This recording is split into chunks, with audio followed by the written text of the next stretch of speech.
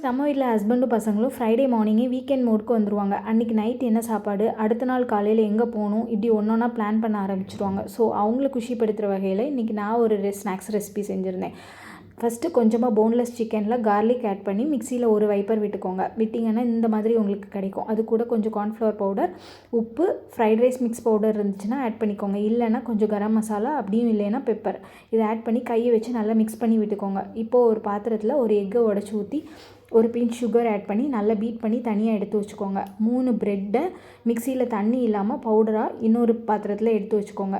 இப்போது இந்த சிக்கனை ரவுண்டாக பால் மாதிரி கை வச்சு நீங்களே தட்டிக்கோங்க. பிரெட் க்ரம்ஸ் மேலே அதை அப்படியே தொட்டுட்டு திருப்பி எக்கில் ஒரு கோட்டிங் போட்டுட்டு திருப்பியும் பிரெட் க்ரம்ஸில் போட்டு சூடாக எண்ணெயில் பொரித்து எடுத்து பாருங்கள். அவ்வளோ டேஸ்ட்டாக இருக்கும். ரொம்ப ரொம்ப சிம்பிள். இது நீங்கள் என்ன நம்பி செஞ்சு பாருங்கள், அவ்வளோ டேஸ்ட்டாக இருக்கும். ஏன்னா வீட்டில் இருக்கிறவங்கெல்லாம் திருப்ப வேணும்னு கேட்பாங்க. ரொம்ப ரொம்ப ஈஸி. கடையிலலாம் சாப்பிட்றத விட இது நம்ம வீட்டிலேயே செய்யலாம். பிடிச்சிருந்தா ஒரு லைக் பண்ணுங்கள், சப்ஸ்கிரைப் பண்ணுங்கள். Keep supporting. தேங்க்யூ.